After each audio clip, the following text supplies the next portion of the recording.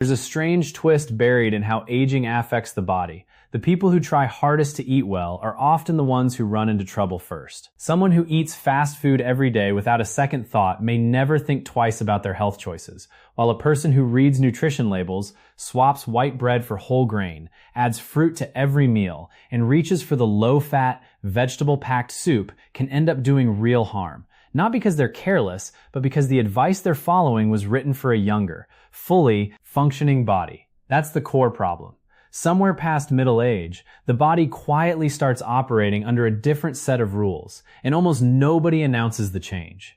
The organ most affected by this shift is the kidneys, and unlike the heart or lungs, kidneys don't send warning signals. There's no ache, no swelling, no fever. They can lose a significant share of their function over years or even decades, while the person feels completely normal the entire time. The only real way to check on kidney health is a blood test that produces a score called eGFR, estimated glomerular filtration rate. In plain terms, each kidney contains roughly 1 million microscopic filtering units. Your eGFR score reflects how well that entire filtering network is functioning.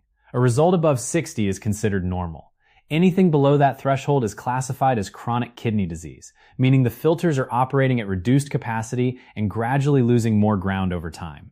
Here's what makes this so easy to miss. By age 70, many people have lost between roughly 1/4 and 1/3 of their original filtering capacity, all without a single physical symptom to alert them. The number simply drifts downward on paper while everything on the surface looks fine. Starting around age 40, kidney filtering capacity naturally declines by about 1% per year. That's a normal part of aging and isn't preventable. But run the math forward, and by 70, most people are working with meaningfully less kidney reserve than they had as younger adults. Again, with no symptoms marking the loss. The daily workload placed on the kidneys through food and hydration doesn't shrink to match, though. The demand stays the same, while the capacity to handle it quietly shrinks. This is the moment when everyday food choices start to matter in a completely different way. Foods that were harmless, even beneficial, earlier in life can become a burden on a kidney system that has less room to spare. And this isn't a fringe concern limited to people already diagnosed with serious disease. It applies broadly to anyone whose filtering capacity has dropped below that 60 mark, whether they know it or not, because most people never get tested until a problem is already underway. Understanding why ordinary healthy foods can turn into a liability requires understanding 4 specific things that happen inside a weakened kidney system. These aren't abstract medical concepts. They explain exactly why a banana, a slice of whole grain bread, or a can of vegetable soup can quietly work against someone whose filtering power has slipped, even while those same foods remain perfectly fine for someone with healthy kidneys. Once these 4 mechanisms are understood, a grocery list stops being arbitrary advice and becomes something that actually makes sense. Consider a composite case that kidney specialists say they encounter again and again.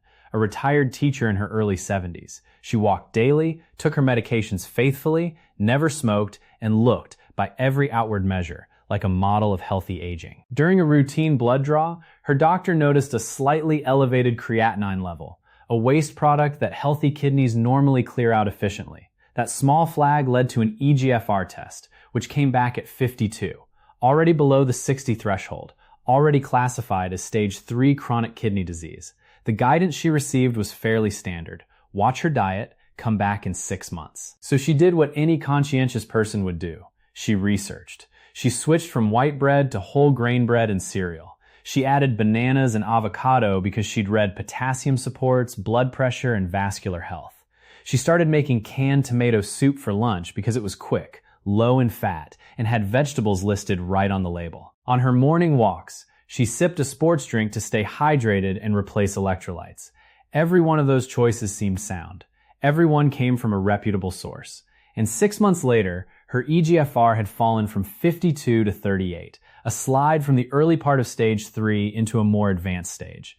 That's not just a smaller number on a page. At that level, waste products begin accumulating in the bloodstream in ways that place real strain on the heart and blood vessels. Nothing she did was reckless. In fact, everything she did reflected genuine effort to take care of herself.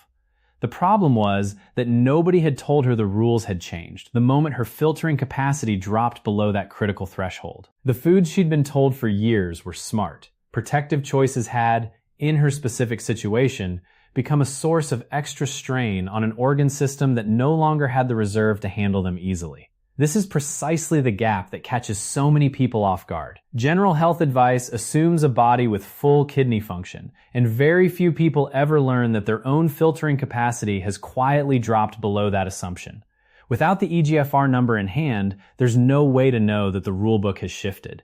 And by the time symptoms would normally show up, the damage is often already substantial and difficult to reverse. This is exactly why understanding what happens inside a weakened kidney, food by food, matters so much once that threshold is crossed. The first mechanism worth understanding is phosphorus buildup. One of the kidney's core jobs is clearing excess phosphorus from the bloodstream. When filtering slows, phosphorus starts to accumulate, a condition doctors call hyperphosphatemia. Research in nephrology, the medical field focused on kidney health, has linked sustained high phosphorus levels to two significant problems: accelerated breakdown of kidney tissue itself and calcification of blood vessels, where calcium deposits stiffen artery walls that should stay soft and flexible. That stiffening is a well-established pathway toward heart attacks and strokes in people with reduced kidney function, which means phosphorus overload isn't just a kidney concern, it's a cardiovascular one too. Here's the detail that catches almost everyone off guard. Not all phosphorus behaves the same way in the body. Naturally occurring phosphorus, the kind built into whole foods, gets absorbed at somewhere around 40 to 60%. But the inorganic phosphorus added to processed foods as a preservative or flavor enhancer gets absorbed at nearly 90 to 100%. Two products can list identical phosphorus amounts on their nutrition labels, yet one can place nearly double the real burden on the kidneys, and the label gives no indication of which type is present. The second mechanism is potassium imbalance.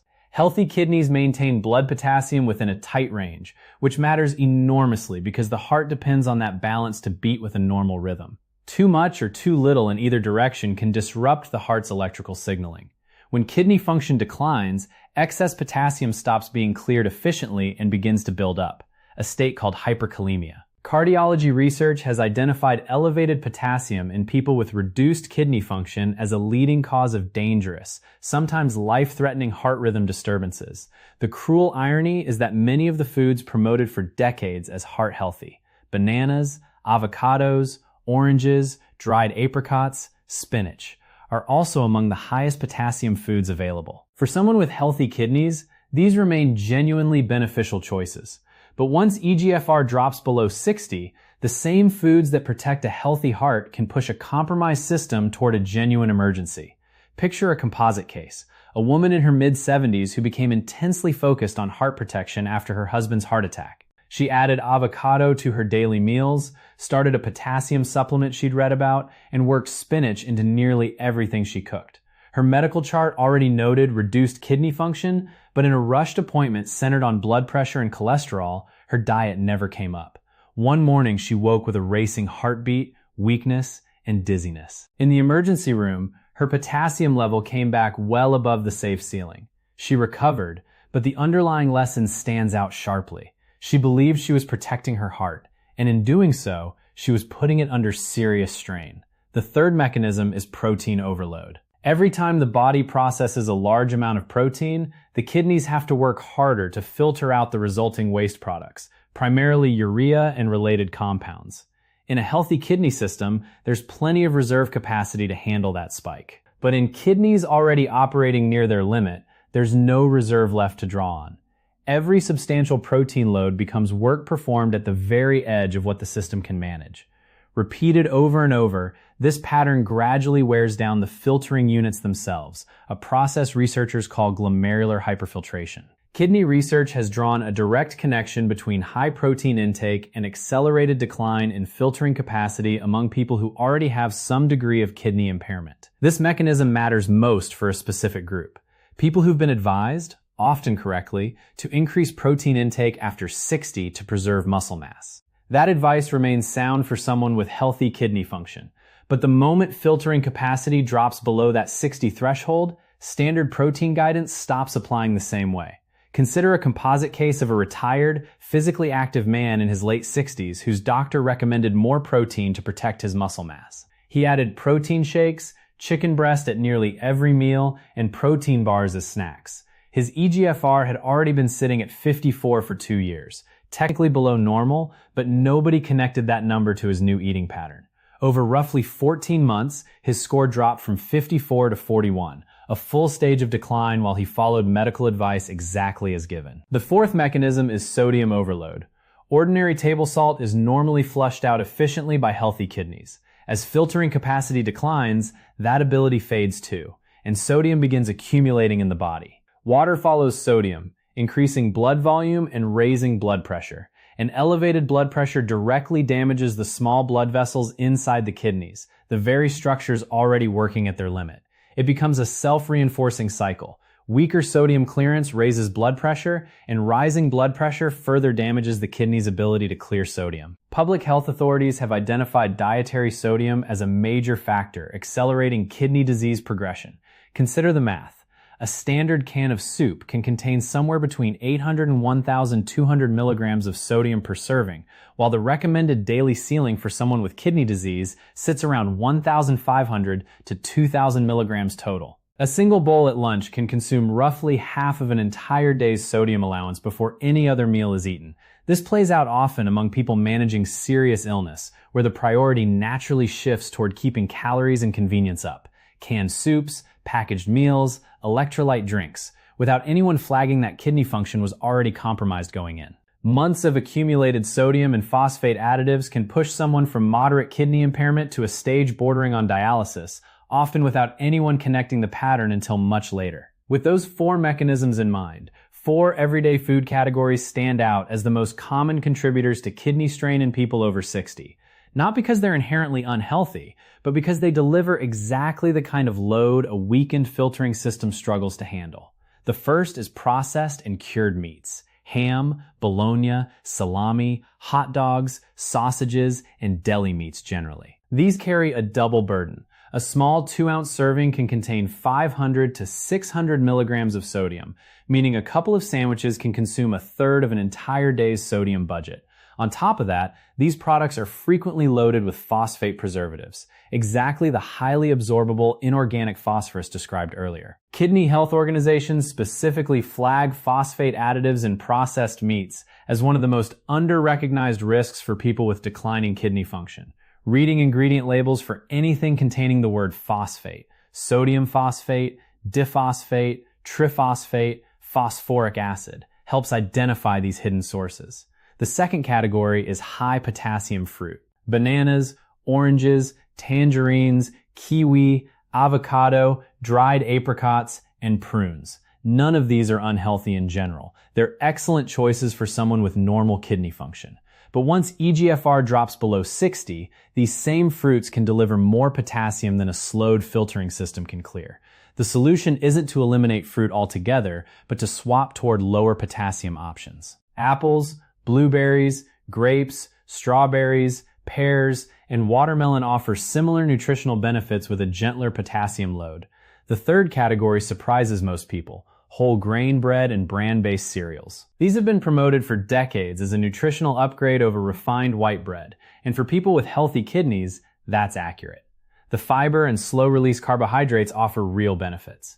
But whole grain products contain meaningfully more phosphorus than their white counterparts, and kidney nutrition guidance actually recommends limiting them once kidney function has declined. For someone managing reduced eGFR, plain white bread or white rice can genuinely be the better choice, a detail worth discussing directly with a doctor. The fourth category is canned and packaged soups or ready-made meals, which strain the kidneys from two directions at once: sodium and phosphate additives. As noted earlier, a single can eat up half a day's sodium allowance, and this applies broadly across tomato, chicken noodle, split pea, and canned stew varieties. The good news is that this category is genuinely fixable. Homemade soup built on a no-salt broth works well, and commercially available low-sodium options exist for those seeking convenience without the same burden. Turning this information into action comes down to a handful of clear steps. First, request an eGFR test specifically at your next doctor's visit. Not just a creatinine check, but the filtration rate itself. A simple, direct request is usually all it takes for a doctor to order it or explain why it isn't necessary in your case. Second, if the result comes back below 60, ask for a referral to a dietitian who specializes specifically in kidney nutrition, rather than a general dietitian. That distinction matters because standard nutrition guidance is built around the assumption of normal kidney function, while a renal dietitian tailors recommendations around your actual eGFR, potassium, and phosphorus levels. Third, get in the habit of reading ingredient labels for the word phosphate in any form. Sodium phosphate, potassium phosphate, diphosphate, triphosphate, phosphoric acid, since these indicate the highly absorbable inorganic phosphorus that places the greatest strain on weakened kidneys. Fourth, consider swapping high potassium fruits for lower potassium alternatives. Apples instead of bananas, blueberries instead of oranges, a small amount of olive oil instead of avocado, and fresh strawberries or grapes instead of dried apricots or prunes. This isn't about eliminating fruit. It's about redistributing the load towards something a weakened system can manage more comfortably. Fifth, shift from canned vegetables toward fresh or frozen options with no added salt. When canned vegetables are used, rinsing them under running water can remove a substantial portion of their sodium content, a small step with a meaningful payoff. Sixth, ask a pharmacist to review any supplements or multivitamins currently being taken. Many standard multivitamin formulations include potassium and phosphorus at levels that are perfectly safe for someone with normal kidney function, but potentially problematic for someone with reduced capacity. This review typically takes only a few minutes. Seventh, bring a simple written food diary, even just a week's worth on paper, to the next medical appointment. This gives a doctor a concrete, specific picture of actual eating habits, turning a rushed visit into a more productive, targeted conversation. A few honest notes to close on. Raising the topic of an eGFR test isn't second-guessing a doctor. It's showing up prepared, and most doctors welcome an engaged patient. If the number comes back only slightly below normal, it doesn't necessarily call for drastic changes immediately, but it does signal a trend worth tracking and acting on early, since small adjustments made sooner tend to matter far more than large changes made later. And in terms of what's realistically possible, dietary changes generally can't reverse kidney damage that's already occurred. Filtering units that have been lost don't regenerate, but they can meaningfully protect what capacity remains, often helping people stabilize for years or even decades and avoid more intensive interventions like dialysis. The single most useful takeaway is simple. Find out your eGFR. That one number is the foundation everything else builds on, and knowing it turns generic food advice into something that's actually tailored to your body's current needs.